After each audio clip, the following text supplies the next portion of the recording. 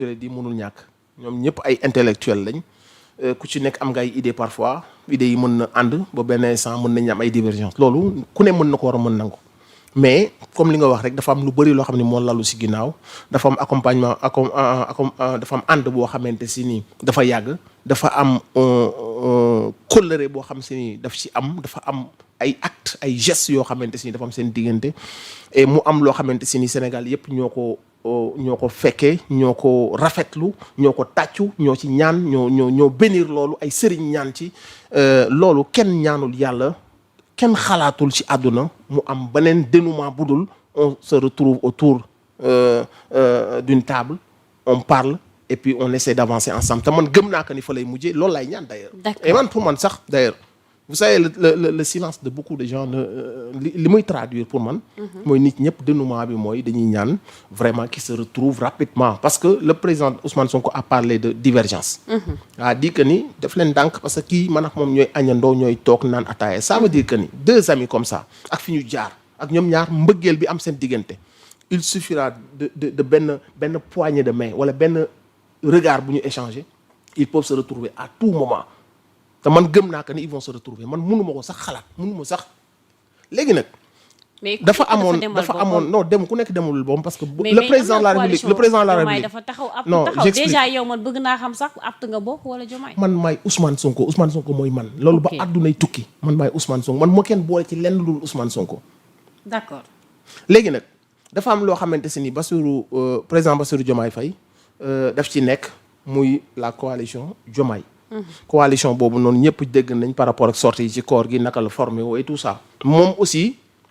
ci xalaatam bu mu wax ci li Sénégalais yi dégg te version boobu ci lañ mën a jàpp ba bu ñu gis leneen mooy la coalition Diomaye dafa am luñ ko apporteel loo xam si ni mënul xëy rek xarab leen et que moom xalaat na que ni ñooñu waruñu leen sànni dañoo war a continuer di jàppale la politique de l'État moom loolu la wax Sénégalais ñu koy dégg mais mun leen tey laa gën a nekk un élément de Pastef je suis de Pastef donc loolu mooy li Sénégalais yi jàpp te li ñuy gën a ñaan nag mooy xëy na moom dans sa vision wala boog dans ses plans xëy na am na beneen yéene bu mu am ci coalition boobu xëy na par rapport ak sa famille politique que sa xel mënul xalaat aussi le Bassirou Diomaye Faye de Pastef le Bassirou Diomaye Faye de Ousmane Sonko de Birame Souleye de Abbas Fall le Bassirou Diomaye Faye bi ñu doon àndal ci terrain bi le Bassirou Diomaye Faye bi nekkoon prison di xeex xel mënul xalaat mu beddee ko ci leneen lu dul Pastef loolu man moom mënu ma koo xalaat benn seconde sax du ma ko xalaat man pour man comme il l'a dit il est de Pastef maintenant li ko lié ak cette coalition il l'a dit en tout cas c'est cette version qu'il a donnée léegi nag fan la jëm ak coalition boobu noonu certains disent que ni comme li nga wax dañuy dem ba tàqali ko mais man je veux pas penser ça loolu xalaatuma ko ci président Bassirou Diomaye Faye donc man dénouement bi ma ciy xaar mooy tôt ou tard ils vont tous se retrouver autour de Pastef et qui dit Pastef dit la coalition qui tourne autour de Pastef et qui dit cette coalition qui tourne de Pastef va parler de APT parce que maa ngi gis ay naafeq yu mel ne ay Cheikh Yérim ak beneen ndaw si ci seen kii bi seen émission bi ñu ne waaw gis nga ba mu wootee fa la ñuy ñëwaat mais adduna léegi li ñu bëgg a gëmloo kon ñooñu journalistes yooyu mooy yow li nga nekkoon ñu xamee la ko nga combattre ci 10 ans tëdd ci kaso ñàkk ci lépp ba ngeen dem ci état nga continuer nekk loolu c'est devenu un crime loolu mënul nekk crime ci adduna parce que loolu mooy yow lii yow mooy yow la Abbas Fall Ngagne Demba Touré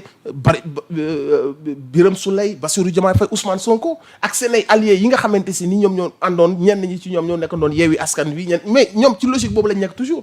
wala boog au nom d'une situation au nom de garder de garder des comment on appelle ça des privilèges les gens doivent sortir ci loolu ñu leen xamee ci loolu ñu nekkoon dañ ko war a vomir pour dem si leneen loolu xel xalaatu ko donc ceux qui disent ça ils essayent de dire au président Bassirou Diomaye Faye regarde même tes ministres ña nga fële kërëb mais ñooñu foofu lañ bokk loolu la ñu xam et jubluwuñ ci bëgg Bassirou Diomaye Faye Bassirou Diomaye Faye moo la gën a xam que ni ñooñu bëgguñu ko ce sont ces gens qui ñu doon dem di ko diaboliser pour ñu téye ko ci kaso bi Maïmouna Ndour et que vous faites allusion à quel ministre Cheikh non je veux dire ce qui était ci kiiw apte bi ministre yi ak DG ya fa nekkoon. ñoom ñi ngi bëgg a gëmloo le président Bassirou Diomaye Faye même ci coalition mais ñii naka la ñuy demee ci ab coalition te bokk ñoom biir Pastef bokk ci li doon ko xeex def ci massification dem ci mbedd yi dem au diaspora bokk ci li tey yow nga bëgg ñu rendre que ni c'est anormal ñu nekk ci loolu toujours. parce que am na benn coalition bu existé mooy coalition boobu noonu Bassirou Diomaye Faye wax na moom li ko lii ak loolu mais moom loolu ñun dénouement bi la Sénégal yépp di xaar te kenn xalaatul mu nekk leneen lu dul ñëw ànd ak Ousmane Sonko ak ses frères de Pastef loolu la ñëpp xaar si moom. mais pour dire que ni dañuy jéem a un peu laal un peu égo wu président Bassirou Diomaye Faye dañ koy bëgg un peu frustré pour que mu commencé xool ses ministres et ses DG ci beneen bët ne leen yéen a ngi apte wala yéen a ngi Pastef toujours mais Bassirou Diomaye Faye moom moo ni Pastef la bokk kon boo gisee de ses DG et de ses ministres ñoom ñu nekk biir apte mais yow lan à quoi la lay choqué juste pour dire que ni ce sont ces mercenaires qui essayent en tout cas man gëm naa la haute intelligence du président Bassirou Diomaye Faye mënuñu ko manipuler mais tu sais que ni ñoom loolu la ñu jëm tous les jours ils essayent de laal ko ci égoom laal ko dans sa fierté pour wan ko ni gis nga même yow yaa yor décret bi yow yaay président mais teewul ñoom ña nga fële bi nga wootee sax ñëwuñu te loolu say noon ñoo la koy wax te le président Bassirou Diomaye Faye il est conscient de ça ñan ñooy ay xaritu Bassirou Diomaye Faye fii dëkk bi bu dul Ousmane Sonko bu dul waa Pastef fii àndoon ak moom bu dul ñii mu nekk doon di réunion di massifier di woote ñu koy xeex ci dëkk bi di ko jiiñ terroriste di ko defal jonction son dossier avec Fadilou Keita Ousmane Sonko pour ñu dee ci kaso bi ñu naan leen dañ ñoo agressé ay terroristes lañ gars yi dem ci seen télé yi naan bàyyi leen ci kaso bi ils doivent pourrir en prison ce sont ces gens qui se retrouvent aujourd'hui ne dañuy léegi au début sax daawuñu son excellence maintenant ils essayent de dire que ni comme y a luy nuroog benn problème essayons de mën na ko far ci Bassirou Diomaye di ko tudd di ko tatagal pour que mais xanaa Bassirou Diomaye Faye yeewoowul Sénégal gi xanaa ñoom dañ ne leen Bassirou Diomaye Faye du gor amul dignité ba ñoom ñu xalaat ces petits journalistes corrompus et alimentaires ñoom ñu xalaat ne avec seen toute petite intelligence mën nañ manipuler le président de la République loolu du xalaat ñooñu ay naafeq lañ gis nga dans une société moi je vous dis man sama lecture laay wax aussi ak sama gis-gis ñoom wax nañ man damay wax ay naafeq lañu ay mercenaires lañu ay déstabilisateurs lañu ils étaient là ñooñu mosoo leen dégg ñu wax ci loo xam ni ngor la ak dignité ak patriotisme ci lépp lu ñuy wax ay positionnement la ak comment on peut manipuler mais comment des gens ñoo fi nekkoon bërki démb di jiiñ ay sénégalais terroristes ñoom les journalistes laa lay wax di utiliser ay termes di enfoncer ay gens ay pères de famille ce n'est plus ay histoire de politique c'est la vraie vie il voulait que les pères de famille de ces gens papa yi nit yu jàmbur yi lañ bëggoon ñu dee ci kaso bi ce sont ces gens là 2 ans après ñoo ñëwaat wutaat positionnement ne entre Ousmane Sonko ak Bassirou Diomaye Faye ñun bu ñu koy doog a fal président ñoom il disait que ni kii mooy président di ko reetaan il rigolait de lui bi ñu ko defee candidat ñoom ñëpp lañ doon rigoler de lui et ces naafeq yooyu comme ce sont des anti Sonko dañoo am une haine viscérale envers Ousmane Sonko ils se disent que ni le premier pas mooy réussir à tàqale Bassirou Diomaye ak Ousmane Sonko ñoom pour ñoom loolu mooy seen première mission et ci la nekk qui va être naïf pour accepter ça Ousmane Sonko ou Bassirou Diomaye Faye mais ñooñu kañ la nekk des naïfs ñooñu c'est des stratèges ay borom xam-xam lañu bu dul woon loolu kenn du leen jiital ci parti parce que seen i nawle ñoo fa nekk donc nekkul ne ñoom seen manipulation boobu ñu jéem dem ci plateau yi naan gis nga Ousmane Sonko gis nga le gars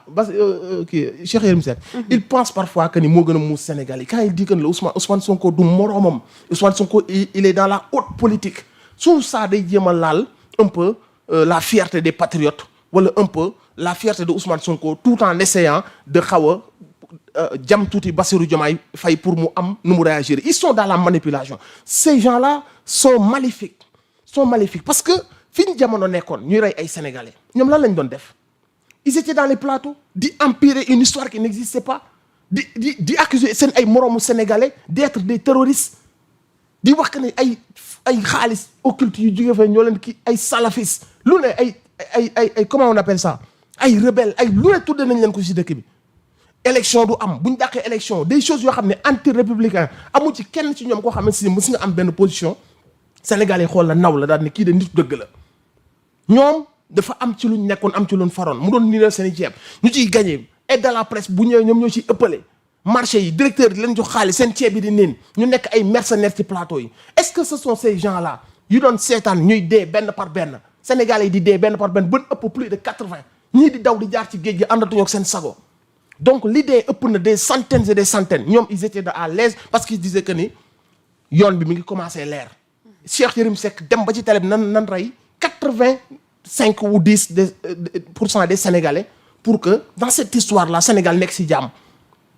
Qui va écouter ces gens-là à part les haineux yi nga xamante si nii Ousmane Sonko leen bañ donc Cheikh Yérim Seck à chaque fois muy wax ñooñu kese la war a mën a alimenter mais tout Sénégalais digne nekk nitu dëgg nekk nitu ngor koo xam si ni deretu gor mooy daw sa yaram bu Cheikh Yérim Seck day wax da ngay xam que ni un hypocrite naafeq yàqkat rambaaj mooy wax moom ak ndawam soosu ak ñu mel ne ñoom on est en train de voir ça parce que léegi ñoom ñoo nekkaat ci plateau yi. Il parle de qui? Il parle de quoi? Ce sont ces mêmes gens-là ñoo doon wax ni Bassirou Diomaye dafa war a dee ci kaso bi. D'accord alors pour revenir ci sujet bi Nit Dof tey ñu bëri ñu ngi wax ne est-ce que Bayrou le président de la République dina réagir parce que tout simplement il y a eu des limogeages à l'occurrence le cas de Bassirou Kébé le cas de Nit Dof Kilifeu peut-être que le cas de Kilifeu du moins excusez-moi peut-être bëggoon naa nga dinaa fa taxaw tuuti parce que peut-être am nga loo ci bëgg a wax mais tey ci cas bi ni mu demee est-ce que mun nañu xaar la même chose le président de la République mu appliqué ko. En tout cas ki muy jéem a saaga xaritu président la ki muy jéem a tuutal doomu ndeyu président bi la ki muy jéem a xarab ki nga xamante si nii dans un pays comme le nôtre ak fi ñu jaar ñëpp bëtu héros national lañ koy xoole ndax njàmbaaram. am na koo xam ni fu muy jaar ak lu muy def dootul neex a xas li ngay wane rek mooy damaa haineux quand tu es haineux tu dis da ngay xool nu mu gën a ñaawee nga koy waxee mooy tey ñuy gis ci réseaux sociaux yi mais une personne dotée de raison bu ñu la wax Ousmane Sonko jàmbaar la wax dëgg yàlla parce que ñun politique bi ñu xamoon mooy jënd nit ñi jaxase nit ñi indi xaalis yàq cerveau yi loolu la ñu xamoon li ñu xamoon mooy nan laay def ba nekk président quel que soit alpha.